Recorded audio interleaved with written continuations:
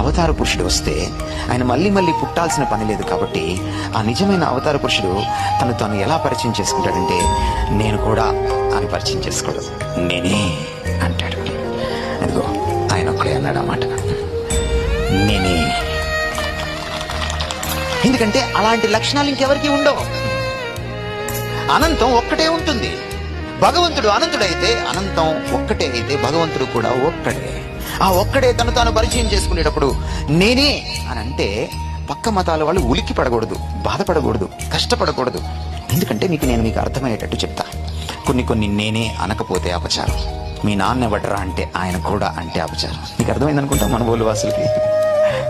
మీ ఆయన ఎవడమ్మా అంటే అదిగో ఆయన కూడా అంటే అది మరింత అపచారం. కొన్ని కూడా అనకూడదు, అది అపచారం. భగవంతుడు దిగి వస్తే, మానవ అవతారం ఎత్తితే, నీ ముందు నించుంటే, అది ఏ కాలంలోనైనా ఒకసారి అవతారం ఎత్తాడు. భగవంతుడు ఒక్కడే కనుక ఆయన పరిచయం చేసుకునేటప్పుడు అంటాడు, నేను కూడా అంటాడు.